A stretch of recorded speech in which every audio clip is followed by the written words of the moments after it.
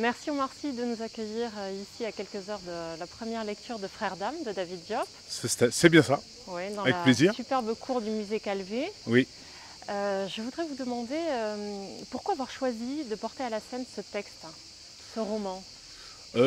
Parce que c'est un texte qui m'a énormément touché et que j'avais envie d'un peu plus rentrer dans cette histoire. Parce qu'en fait, il y a ce truc où il y a tellement de choses possibles, de fins possibles, de choses qui traversent. Enfin, il y a plusieurs histoires dans cette histoire qu'on peut entendre. Et donc voilà, c'était ces deux personnages qui m'intéressent, à savoir si ce ne sont pas les mêmes. Enfin, je me suis beaucoup interrogé. Ce texte, il m'a beaucoup me fait me poser des questions. Et puis voilà, je me suis dit, ça serait intéressant de traverser cette histoire-là. Et malheureusement, je suis trop vieux pour interpréter les rôles au cinéma. Donc du coup, ma seule façon d'y toucher un petit peu, c'est la lecture, quoi. D'accord. Et justement, vous incarnez le personnage d'Alpha. C'est ça. Un personnage qui est pris dans l'horreur de la Première Guerre mondiale et qui en vient donc à commettre des actes abominables. Et c'est justement cette folie, ce désespoir qu'il ressent qui nous le rend si humain. Comment vous avez incarné cette ambiguïté du personnage et est-ce que ça a été facile de vous détacher d'Alpha une fois que vous posez le texte ou est-ce qu'il vous accompagne?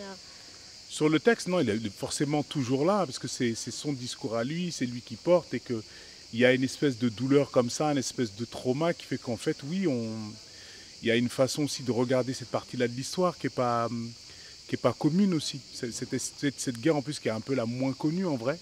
Quand on pense aux deux guerres, celle-là est un peu la moins connue. Donc ouais, avec Alpha, c'est une nouvelle façon de la traverser. C'est aussi en ça que ce texte il était intéressant et c'est aussi en ça qui m'a touché.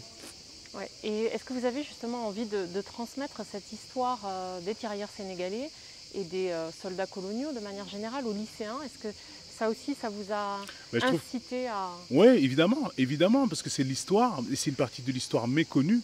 Et l'idée, oui, c'est de raconter la grande histoire à travers cette petite histoire. Ouais. Et ça, c'est pour ça que je trouve qu'il y a un timing avec ce livre, avec cette histoire assez intéressant, mais surtout utile. Okay. La magnifique musique d'Issam Krimi va vous accompagner sur scène ce soir. Et c'est aussi une façon d'incarner toute la dimension africaine du roman, puisque toute une partie de l'histoire se passe au Sénégal, près du fleuve Sénégal. Est-ce que ça, c'est une dimension du roman qui vous a touché? Évidemment que toute la partie liée à la mère d'Alpha, Penda, qui est Peul, qui est du coup, qui est tout simplement, mes origines sont Peul, donc ça me parle. Les noms, toutes ces choses-là, toutes les choses liées à sa famille, au troupeau, etc. Je connais l'importance et la valeur de ces choses-là, donc évidemment, oui, ça m'a touché forcément. Et alors une toute dernière question, est-ce qu'Omar Sy a le trac avant de monter sur scène? Et comment il fait pour s'en libérer? Il ne fait rien, il n'y a rien à faire, il faut attendre que ça passe. Il faut y aller, c'est tout en fait. Pour que le trac s'en aille, il faut y aller. Merci Omar. Merci à vous.